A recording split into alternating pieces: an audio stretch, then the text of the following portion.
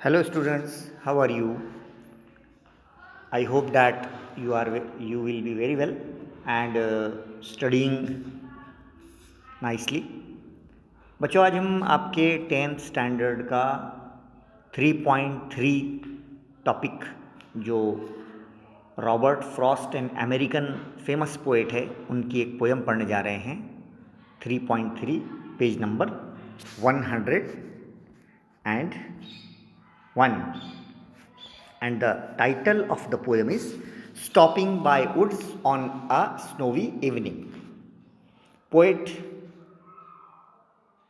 अपने हॉर्स पर, अपने घोड़े पर सवार होकर एक शाम जो स्नोवी है, बर्फ़ से ढकी हुई शाम है, धुआं शाम, बस बर्फ़ से ढकी हुई शाम, उसमें वो जंगल वुड्स में जाकर रुकता है, ठहरता है और वहाँ वो क्या सोचता है, ये सारी बातें यहाँ पर आपको इस पोएम में देखने को मिलेगी. एक्चुअली ये जो पोएम है ये अमेरिकन पोएट रॉबर्ट फ्रॉस्ट ने लिखी है, जिसमें उन्होंने, ये एक लिरिक है, नगमा है और सिंपल है, इसमें सिंबलिज़म है, अलामतें हैं, इमेजरी है और इसका एंड बहुत सिंपल और स्ट्रेट फॉरवर्ड है और इसमें काफ़ी सारे डिस्क्राइबिंग वर्ड्स आपको मिलेंगे, राइमिंग स्कीम मिलेगी और इस पोएम का जो थीम है वो ये है कि ट्रैवलर हॉर्स बैक पर जाता है और विंटर का इवनिंग है, फॉरेस्ट में जाकर वो रुकता है और फॉरेस्ट को देखता है. वो तो बहुत ही डार्क और डीप, बहुत अच्छा उसको फॉरेस्ट लगता है, वहाँ उसका चाहता है दिल के यहाँ रुके. हालांकि वो उसकी फॉरेस्ट की ब्यूटी और फैसिनेशन को देखकर, बहुत उसके चार्म को देखकर बहुत खुश होता है और उसका रुकने का मन वहाँ करता है, लेकिन कॉल ऑफ ड्यूटी उसको बुलाती है, यानी जो काम है उसको, वो उसको वहाँ रुकने नहीं देते हैं और उसको ये बात बार बार ध्यान में आती है कि मुझे जो ड्यूटीज़, जो काम मुझे हैं, अगर मैं यहाँ रुकूंगा तो वो काम करने में मैं बहुत लेट हो जाऊँगा. एक अच्छा मैसेज है इस पोएम में, स्ट्रेट फॉरवर्ड मैसेज है कि लाइफ में कई काम लेस इम्पॉर्टेंट है और कई काम मोस्ट इम्पॉर्टेंट है. तो मोस्ट इम्पॉर्टेंट कामों की तरफ ज़्यादा ध्यान दिया जाए बजाय इसके कि लेस इम्पॉर्टेंट कामों की तरफ, ये उसका मैसेज है. हाँ, यहाँ पे वार्मिंग अप में देखिए, where did you go for a picnic recently. Personal response to कुछ क्वेश्चंस हैं कि आप अभी अभी कहीं घूमने गए थे क्या, रिसेंटली, यानी पिकनिक पर गए थे क्या. आप लिखिए यस, आई वेंट औरंगाबाद और दौलताबाद, जहाँ भी आप गए थे for a picnic. Next question है हु ऑल एकम्पनीड यू, कौन आपके साथ में था, है ना. आई with my family and my friends accompanied with me, my teachers accompanied with me. Why did you select this picnic spot, आपने ये स्पॉट, आपने यही स्पॉट क्यों पसंद किया. फॉर एग्जांपल आप औरंगाबाद गए या दौलताबाद गए तो आपने क्यों सिलेक्ट किया हो, because Aurangabad and Daulatabad are the cities of historical importance, है ना. Also I want to, I visited Ajanta and Ellora, Bibi स्टोम देयर, वहाँ पे बीबी का मकबरा वगैरह देखा, जो भी है आप लिख सकते हैं. What games and food sites do you enjoy there, कौन कौन से गेम्स, कौन कौन से नज़ारे आपने वहाँ पे एंजॉय किए, जो भी enjoy. I enjoyed cricket, football, basketball there. I also seen Ellora Ajanta caves, है ना. Daulatabad fort there is Bibi का मकबरा, Siddharth garden. I also enjoyed having breakfast and lunch with my sister, with my friends. अगला सवाल है what did you feel it was time to return home, जब आप घर वापस हो रहे थे तो आपको कैसे लग रहा था? I was very excited and I had made a lot of entertainment and fun with my friends at this place, and actually it was necessary to return home. घर पे जाना ज़रूरी था for study, for means for more duties, और घर के कामों के लिए जाना ज़रूरी था। एक्चुअली जाना नहीं चाहते थे, ये इतना पसंद आ गया था वो, लेकिन जाना ज़रूरी था। देखिए अब यहाँ पे एक पिक्चर नज़र आ रही है आपको, है ना? ट्रैकर्स, ये जो ऊपर चढ़ रहे हैं ना, इनको ट्रैकर्स कहते हैं। और ये जो चढ़ने का काम कर रहे हैं, कोह पैमाई, इसको कहते हैं ट्रैकिंग। क्या कहते हैं? ट्रैकिंग। अब यहाँ पे देखिए, आपको पहला बता दिया गया है कि where are the trackers tracking. ये ट्रैकर्स कहाँ ट्रैकिंग कर रहे हैं? तो कहाँ पे ट्रैकिंग कर रहे हैं वो? जाहिर सी बात है कि एक स्नोवी वो है, रास्ता है, और उसमें ट्रैक कर रहे हैं। दूसरे कुछ क्वेश्चन हमको इस पर फ्रेम करना है इस पिक्चर पे, तो हम कर सकते हैं what precautions one should take for tracking. हम कर सकते हैं ना, क्या क्या प्रिकॉशंस, क्या एहतियात ट्रैकिंग पर होना चाहिए। What dress we must wear, हमने कौन सा ड्रेस पहनना चाहिए, है ना। What qualities are required for tracking, what precautions and preparations are required for tracking, is tracking easy और नॉट। ये सारे क्वेश्चंस हम वहाँ करेंगे। चलिए, उसके बाद हम नीचे आ जाते हैं और डायरेक्ट पोएम पर आ जाते हैं। Robert Frost an American poet हैं, और in this poem the poet describe a little incident happening in A snow evening. और एक बर्फानी शाम में वो निकले थे बाहर, उनके साथ एक इंसिडेंट हुआ है। तो वो ट्रैवलर हैं, मुसाफिर हैं, घूमते हैं। द पोएट इज़ फैसिनेटेड, बहुत ही फैसिनेटेड मीन्स अट्रैक्टेड, बहुत ही उनको अच्छा लगा दिल को। Beautiful scenes in the woods, woods यानी जंगल, फॉरेस्ट में जब वो घूमने गए तो वहाँ के मौसम, वहाँ की सीन्स उनको बहुत पसंद आए। ही स्टॉप्स टू एन्जॉय, वो रुके, वो एन्जॉय करना चाहते थे, but his mind urges him to go on. लेकिन उनका माइंड बार बार उनको ये कह रहा था कि तुमको आगे जाना है, तुमको आगे जाना है मुराद, तुमको एन्जॉयमेंट से ज़्यादा तुम्हारी लाइफ की जो ड्यूटीज़ है ना, duties of life are more important than enjoyment. के ज़िंदगी के फ़राइज़ जो आपके पीछे लगे हुए हैं, उनको निभाना सैर व तफरी से ज़्यादा अहम है। ये यहाँ पे मैसेज है। हाँ, जैसे वहाँ पे अगर किसी ने दिल लगा लिया, वहाँ पे टाइम पास कर लिया, है ना, और इधर उसके काम रह गए, तो जाहिर सी बात है वो काम सारे पेंडिंग हो जाएंगे। तो एक लॉन्ग मैसेज है यहाँ पर, लॉन्ग मैसेज है। चलिए हम ये पोएम आपको पढ़ के बता देते हैं एक बार। Whose woods these are, I think I know, his house is in the village though, he will not see me stopping here to watch his woods fill up with snow. My little horse must think it queer to stop without a farmhouse near, between the woods and frozen lake, the darkest evening of the year. He gives his harness bells a shake to ask if there is some mistake. The only other sounds the sweep of easy wind and downy fleck. The woods are lovely, dark and deep, but I have promises to keep, and miles to go before I sleep, and miles to go before I sleep. Last वाला जो stanza है उसमें जो 2 lines है वो repetition की example है। Okay, Robert Frost. अभी देखिए राइमिंग वर्ड्स, नो, दो, हियर, नियर, है ना, इस टाइप से। तो यहाँ पे नो, दो, स्नो, ये तीनों जो है राइम कर रहे हैं, इसलिए नो ए, दो ए, स्नो ए, और हेयर तीनों से डिफरेंट है, इसलिए उसको हम देंगे बी, है ना।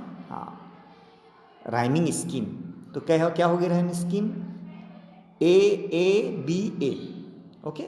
सेकंड स्टेंजा में भी देखो आप, क्वियर, नियर, ईयर, है ना, BBB, और लेक को क्या देंगे, C, या अगर सेम दो तो सेम देंगे, AABA, है ना, AABA। Shake, mistake, flake, AAA, sweep, B।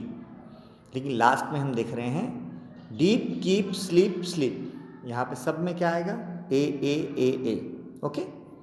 ये हो गया rhyming words and rhyming scheme. अब चलते हैं, इसको समझ लेते हैं। यहाँ पे हम देख रहे हैं पिक्चर में पोएट अपने घोड़े पर सवार खड़ा है डीप जंगल में, और यहाँ पे कुछ क्वेश्चन है साइड में। Where has the poet stopped, कहाँ स्टॉप हुआ है। The poet has stopped in a woods, जंगल में, in the woods. What season of the year is described here, कौन सा सीजन है, स्नो कौन से सीजन में होता है ना, December, yes, December means winter, winter होगा, winter, okay. What time of day, evening है, इवनिंग है ना, time of day evening. On what date every year is the darkest evening, सबसे ज़्यादा लंबा दिन कौन सा साल का होता है, 21 दिसंबर, 21 ऑफ दिसंबर, ओके। चलिए इसको समझ लेते हैं। Whose woods these are, I think I know, ये जंगल हुज किसके हैं, मैं सोचता हूँ, आई थिंक, आई नो मुझे मालूम है, ये जंगलों के बारे में जब मैं सोचता हूँ मुझे मालूम है ये किसके हैं। His house is in the village, दो, उसका मकान गांव में है, वो जो ओनर है, हिज यानी owner, his house is in the village, उसका गांव, उसका मकान इस छोटे देहात में है।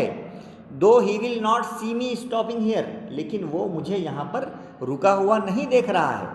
To watch his woods fill up with snow, और उसका जंगल जो पूरा फिलअप भरा हुआ है स्नो से, वो भी वो देख नहीं रहा है, और मैं भी उसके जंगल में आया हूँ, लेकिन उस मालिक की नज़र से मैं बेखबर हूँ, ओके। तो ये स्टेंजा में हमने देखा कि हिज का मतलब owner, his house, HH alliteration हो गया। पहली लाइन इन्वर्शन की एग्जाम्पल है, हुज वुड्स, WW एलिट्रेशन हो गया। इन्वर्शन में whose woods these are, I think I know, ये इनकरेक्ट वर्ड ऑर्डर है। करेक्ट वर्ड ऑर्डर होगा I think, whose woods these are, I know, ये करेक्ट वर्ड ऑर्डर उसका होगा। दूसरा स्टेंजा ले लेते हैं। माई लिटिल हॉर्स, मेरा छोटा घोड़ा यानी पोनी, मस्ट थिंक, जो इट्स क्वियर, यानी मेरे छोटे से घोड़े को ये सब क्वियर यानी अजीब व गरीब, स्ट्रेंज लग रहा है। To stop without a farmhouse near, कि कहाँ रुक गए हो मालिक तुम, यहाँ पर तो फार्म हाउस भी नहीं है, यहाँ क्यों रुके हो, ये रुकने की जगह नहीं है, घोड़ा कह रहा है। बिटवीन द वुड्स, जंगल के बीच में, एंड फ्रोजन लेक, और लेक भी कौन सी, झील, वो भी फ्रोजन यानी बर्फ से जमी हुई, फार्म हाउस भी नहीं है, यहाँ क्यों रुक रहे हो जंगल के दरमियान बर्फीली झील के पास, है ना। The darkest evening of the year, और आज 21 दिसंबर है, और इवनिंग सबसे ज़्यादा आज डार्क है, दिन सबसे ज़्यादा लंबा है, फिर हम यहाँ पर क्यों रुके हैं, है ना।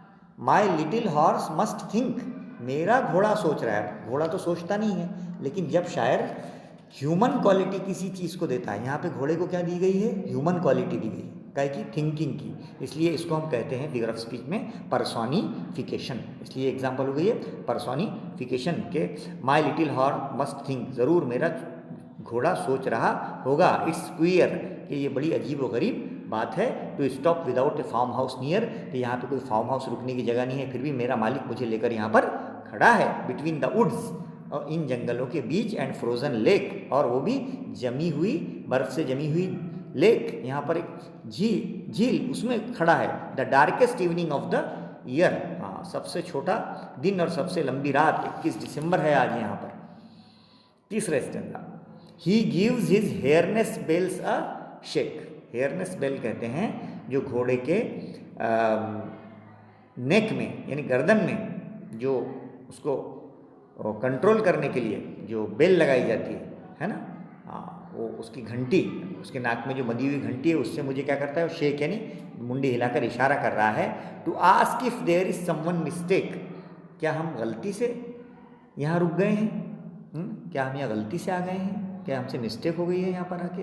The only other sounds the SVEEP, और वो जो आवाज़ें जो हमको सुनाई दे रही हैं, of easy wind and downy flake, downy flake यानी स्नोफ्लेक्स फॉलिंग, जो हवाओं के झोंके और बर्फ़ की बारिश जो हो रही है वो आवाज़ें हमको यहाँ पर सुनाई दे रही हैं, आवाज़ें हमको सुनाई दे रही हैं। ये डाउनी फ्लेक, ये इमेजरी है, ये मंजर कशी है ना। आखिरी स्टेंजा में कहता है the woods are lovely dark and deep, woods जंगल डार्क भी है, डीप भी है, खूबसूरत भी है, अंधेरे भी है, घने भी हैं, लेकिन मुझे यहाँ रुकना नहीं है। But I have promises to keep, मुझे तो अपने वादे निभाना है।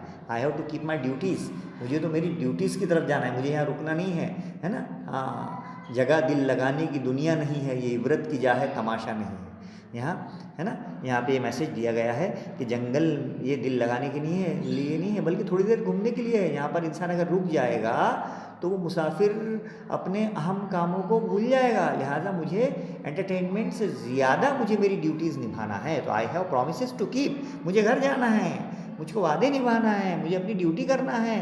And miles to go before I sleep, and miles to go before I sleep, और मीलों का फासला तय करना है सोने से पहले यानी मरने से पहले, मीलों का फासला तय करना है सोने से पहले यानी मरने से पहले। यानी ये ज़िंदगी जो है ये एक जंगल की तरह है जिसमें थोड़े दिन इंसान को रहना है, इसलिए प्रायोरिटी सबकत उन कामों को मुझे देना है जो मेरे लिए बहुत इंपॉर्टेंट है। और अगर मैं लीस्ट इम्पॉर्टेंट, बहुत ही कम अहम कामों में लग जाऊंगा तो मैं अपनी फ़र्ज शनासी को भूल जाऊंगा। हाँ, अब यहाँ पे list the sounds mentioned in the poem, कौन कौन से साउंड्स इस पोएम में बताए गए हैं। विंड ब्लोइंग, हवा चल रही है, स्नो फॉलिंग है ना, और बर्फ़ गिर रही है, और हेयरनेस बेल है ना, और घोड़े की घंटी की आवाज़, 3 आवाज़ें। एक सवाल बाजू में ही दिख रहा है आपको, why does the traveller have to leave the lovely woods, के वो जो ट्रैवलर है वो इतनी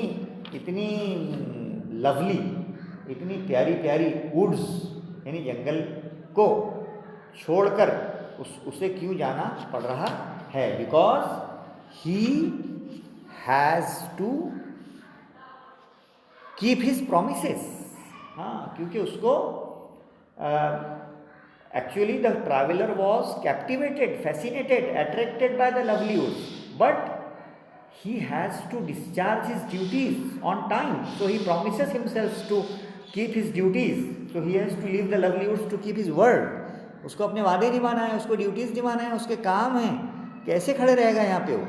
तो बच्चों ये 4 स्टेंज आपके समझ में आ गए होंगे। नेक्स्ट हम इंग्लिश वर्कशॉप की तरफ चलते हैं। वर्कशॉप में हम देखते हैं put tick mark in front of the true statement और mark in front of false statement. Okay, अब देखिए जो सही है उसको सही करिए, जो गलत है उसको गलत करिए। The speaker stops to watch rain fall among the trees, rainfall के लिए रुका था क्या? नो, वो तो वुड्स के लिए रुका था, है ना, इन द वुड्स। हाँ, तो ये क्या हो गया? False.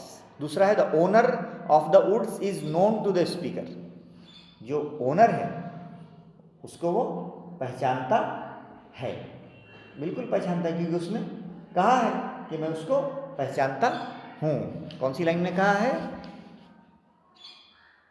He will not see me stopping here, his house is in the village, I think I know his house is village in the, मुझे पता है कि मैं उसका घर यहाँ पर है, इसका मतलब वो पहचानता है, इसका मतलब ये सेंटेंस राइट है ना, ट्रू है।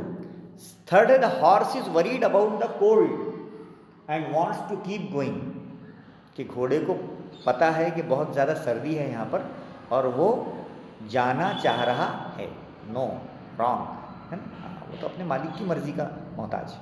Third, the speaker does not emphasise upon the beauty of woods he is passing through, speaker बहुत ज़्यादा एम्फसाइज नहीं कर रहा है, बहुत ज़्यादा तरजीह नहीं दे रहा है ब्यूटी ऑफ वुड्स को कि भाई यहीं पे मैं रुकूं। नो नो नो, वो तो जाना चाहता है, इसलिए ये भी सेंटेंस फॉल्स है।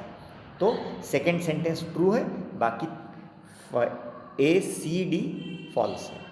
नेक्स्ट है find out lines from the poem as a proof for the following explanation, यानी हमको एक्सप्लेनेशंस के लिए हमको यहाँ पे लाइन्स ढूंढना है। कौन सी लाइन्स ढूंढना है? जैसे there is no one to catch the speaker trespassing, है ना। ये यहाँ पर ये है कि कोई भी शायर को यहाँ से गुजरने, जो गुजर रहे हैं शायर वहाँ से ट्रेसपास हो रहे हैं, गुजर रहे हैं, उनको कोई भी देख नहीं रहा है। इसमें कौन सी लाइन है जो सबूत के तौर पर हम नज़्म में से चुनकर लिख सकते हैं? तो वो लाइन है he will not see me stopping here to watch his woods fill up with snow. हाँ, तो उसे पता ही नहीं है कि मैं यहाँ पर हूँ। ये दो लाइन्स, ओके। उसके बाद है the little horse draw his masters attention, अपने मालिक की तवज्जे को घोड़े ने अपनी तरफ मरकूज किया। तो कौन सी लाइन लिखेंगे हम? He gives his harness bells a shake, है ना। हाँ, उस घोड़े ने अपनी गर्दन हिलाई और घंटी बजाई to ask if there is some mistake, कि हमसे कोई गलती हुई है क्या यहाँ पर रुक कर। ये दो लाइनें यहाँ पर चुनकर हम लिखेंगे। तीसरी जो लाइन है his horse seems anxious to keep going, उसका घोड़ा चाहता है कि वो यहाँ से जाए, वो फिक्रमंद है। तो कौन सी लाइन इस बात को बयान कर रही है? My little horse must think it's queer, कि मेरा छोटा घोड़ा समझ गया है क्या ये बड़ी अजीब और गरीब बात है to stop without a farmhouse near, कि हम जो है यहाँ पे फार्म हाउस नहीं है और हम रुक रहे हैं यहाँ पे, इसलिए एंक्शस है वो जाने के लिए। ये लाइन लिखें। डी में कौन सी लाइन लिखेंगे? The speaker prefers to stay, चाहता है शायर रुकना, but is force to move onwards, लेकिन वो उसे क्या करना है? जाना भी है, उसे जाना भी है। But I have promises to keep, क्या कह रहे हैं? But I have promises to keep the woods are lovely dark and deep, कि बहुत अच्छे हैं, but I have promises to keep, लेकिन मुझे अपने वादे भी निभाना है। उसके बाद the poem is set in an bygone era, ये नज्म जो है बायगॉन एरा यानी काफ़ी पुराने ज़माने में सेट की गई है ना। हाँ, तो इसमें कौन सी एग्जाम्पल है? Harness bell, he gives his harness bell a shake, ये जो जानवरों के गले में घंटियाँ बांधी जाती है, ये बात बताती है कि it was a past age, है ना। हाँ, घंटियाँ जो है वो पुराना ज़माना था। ओके, समझ में आ गया होगा आपको कौन सी लाइन लिखनी है। थर्ड है the poem is believe to have a reference to the poet's life itself, कहते हैं कि ये नज्म जो है ये शायर की ज़िंदगी को भी बयान कर रही है, उसकी ज़िंदगी की तरफ भी इशारा कर रही है, रॉबर्ट फ्रॉस्ट के। What could the following signify, ये नीचे दी गई चीज़ें क्या क्या सिग्निफाई करती हैं, क्या क्या चीज़ें बताती हैं, वो भी हमको लिखना है।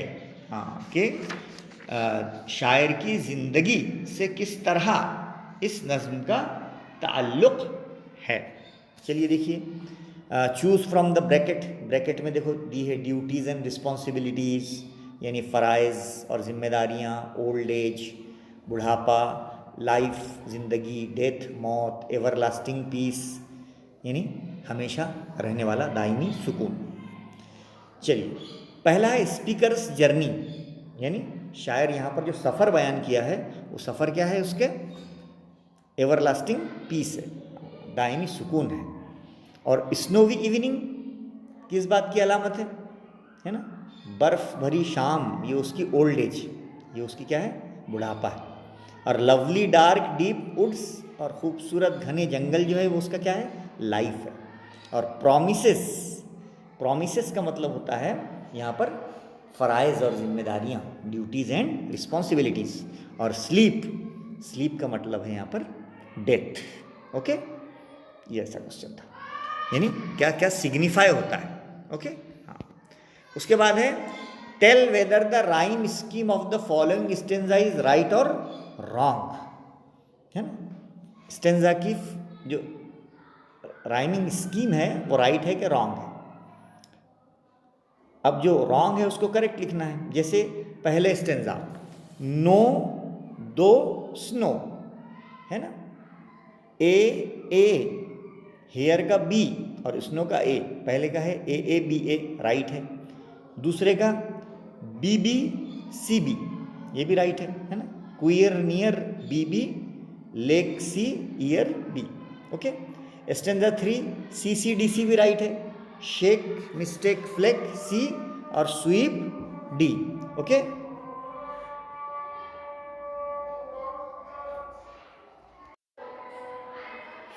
हाँ बच्चों, तो third stanza C C D C. Fourth stanza जो है वो है D D E D, wrong है, क्योंकि उसमें सब में क्या आएगा, D D D D D, है ना। हाँ, सब में डी आएगा। डीप कीप स्लीप स्लीप, है ना, डी डी ई डी। इसलिए ये लास्ट वाला जो स्टेंजा है वो रॉन्ग है। या तो उसमें ए भी लिख सकते हैं आप, क्योंकि सेम आएगा ना, ओके।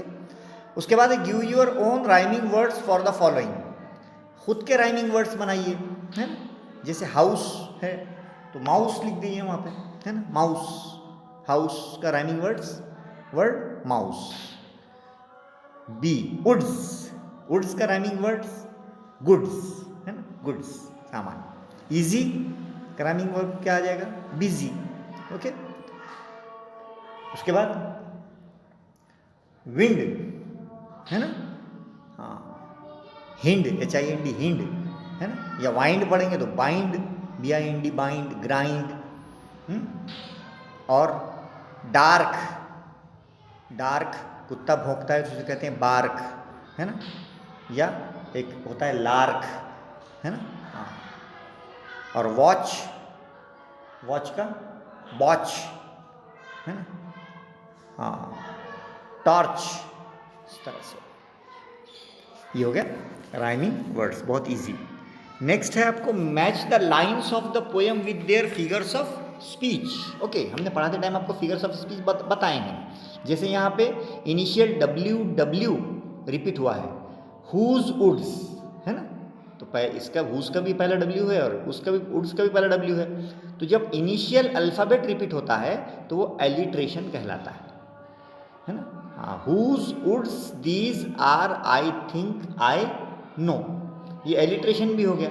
लेकिन एलिट्रेशन से ज़्यादा बच्चों ये क्या है, ये क्या है, इन्वर्शन। ये क्या है, इन्वर्शन। हाँ, whose woods these are I think I know, ये एग्जाम्पल क्या की है, इन्वर्शन की है, यानी बेतरतीब अल्फाज है। दूसरा है the woods are lovely dark and deep, है ना। हाँ, यहाँ पे देखो आप, dark and deep, D dark का और डी डीप का, एलिट्रेशन, है ना, हाँ, एलिट्रेशन। तीसरा है and miles to go before I sleep, and miles to go before I sleep. एक ही लाइन दो बार रिपीट की गई है, इसलिए ये क्या है, रिपीटेशन। हाँ, आप एलिट्रेशन, इन्वर्शन, रिपीटेशन, इसकी स्पेलिंग अच्छे से याद कर लेना, ओके। बोलने में बहुत ईजी लगते हैं ये, लेकिन लिखते टाइम थोड़ा सा आप इसको ध्यान में रखिएगा। My little horse must think about it's queer. हाँ, मेरा ये है, घोड़े को थिंकिंग की क्वालिटी दी गई है ना, हाँ, ह्यूमन क्वालिटी दी गई, तो पर्सोनिफिकेशन, ये पर्सोनिफिकेशन, ओके। तो पहला जो है वो इन्वर्शन है, दूसरा एलिट्रेशन है, तीसरा रिपीटेशन है और चौथा पर्सोनिफिकेशन है, ओके।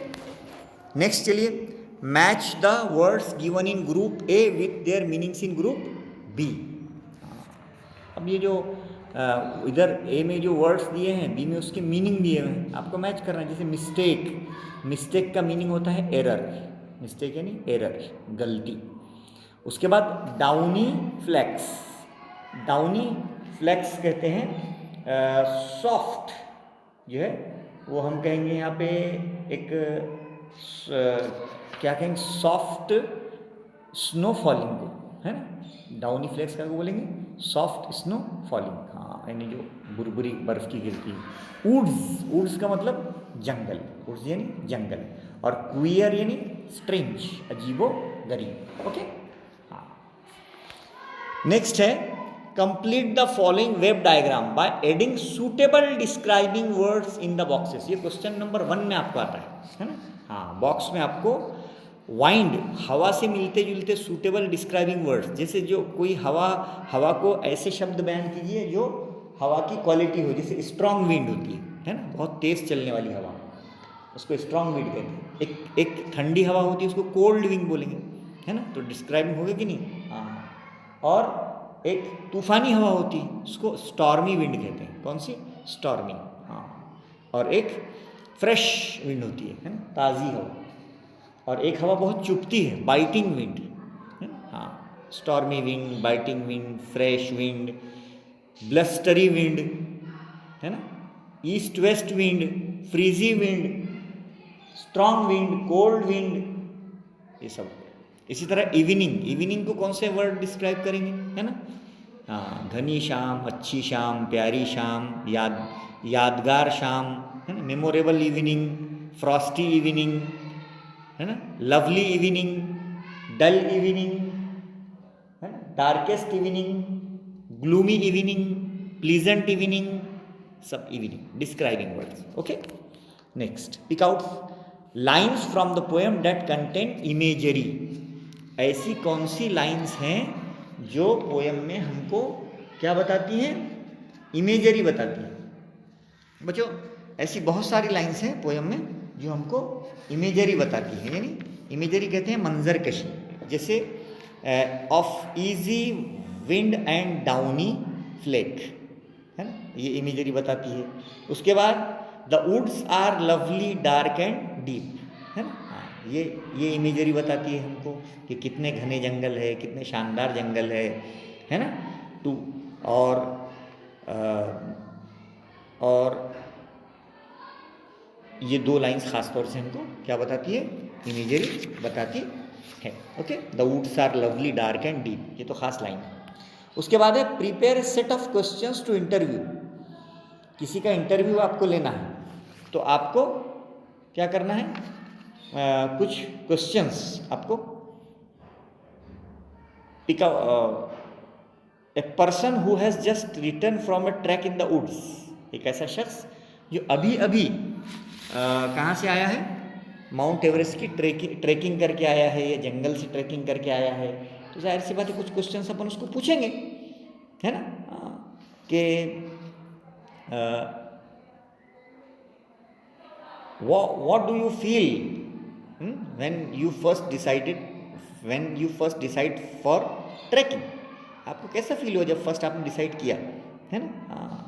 तो so do you have any problem in tracking? क्या आपको प्रॉब्लम में कोई ट्रैकिंग गई? What do you think about isolation in the woods? जंगल में आप अकेले थे तो कैसा लगा आपको? How do you encourage yourself? आपने खुद को कैसे इनकरेज किया? Who give you inspiration? आपको किसने इंस्पिरेशन दिया? हु गिव यू मोटिवेशन, है ना। And what message will you give to new generation about the importance of tracking? नई जनरेशन को आप ट्रैकिंग की इंपॉर्टेंस के लिए क्या मैसेज देंगे?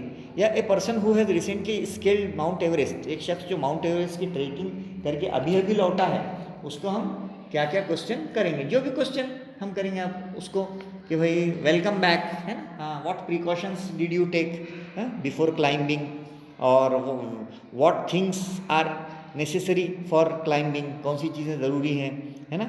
टेल अबाउट योर एक्सपीरियंसेस, है ना, please tell about your experiences, and what were the biggest mistake you have commit on the trip? कौन सी बड़ी गलती आपने की हैं? And do you have a positive attitude of mind while trekking? क्या आप ट्रैकिंग के लिए पॉजिटिव एटीट्यूड में थे? And what message do you give to the new generation, younger generation about tracking, है ना। इस टाइप से हम क्वेश्चन करेंगे। तो बच्चों, यहाँ पे ये हमारी जो पोएम है यहाँ पे ख़त्म हुई है, और बहुत अच्छी पोएम हमने आपको समझाए हैं बहुत अच्छे से। आप चैनल को सब्सक्राइब कीजिए और बेल आइकन का बटन दबाइए ताकि आपको इसी तरह से हमारी पोएम्स जो है वो मिलती रहें। बच्चों, ये पोएम का एप्रिसिएशन भी आपको आ सकता है। तो एप्रिसिएशन में आपको क्या लिखना है? जैसे टाइटल है ना, टाइटल में लिखेंगे आप stopping by woods on a snowy evening, okay. उसके बाद राइम, उसके बाद आप लिखेंगे पोएट, है ना, पोएट में क्या लिखेंगे, रॉबर्ट फ्रॉस्ट। उसके बाद लिखेंगे आप राइम स्कीम, है ना, AABA। फेवरेट लाइन, जो भी आपको लाइन अच्छी लगी वो लाइन आप लिखिए। थीम, सेंट्रल आइडिया, क्या लिखेंगे आप, duties and responsibilities are more important than lovely dark deep wood, है ना। हाँ, call of duty, we must hear the call of duty, we must give priority to duties and responsibilities. Entertainment came later, है ना, first and foremost our duty is to take our duty seriously. Figure of speech कौन कौन से इसमें आप figure of speech लिखेंगे, alliteration, personification, inversion, repetition, सब लिखना। स्पेशल फीचर्स, क्या क्या खास बातें इस नज्म में, ये लिरिक है, written in a simple language, deeper meaning है, इजी टू अंडरस्टैंड है ना। हाँ, और why do you like this poem, because this is one of the greatest poem of Robert Frost, है ना। It's very simple, its theme is very great, simple and straight forward, so I like this poem very much. तो इस type से आप इसका appreciation भी बच्चों लिख सकते हैं। तो इस तरह से ये पोएम बहुत बार एग्ज़ाम में आपके आती है। आई होप डैट, मुझे पूरी उम्मीद है कि आपने इस पोएम को समझ लिया होगा। ओके, अल्लाह हाफ़िज़।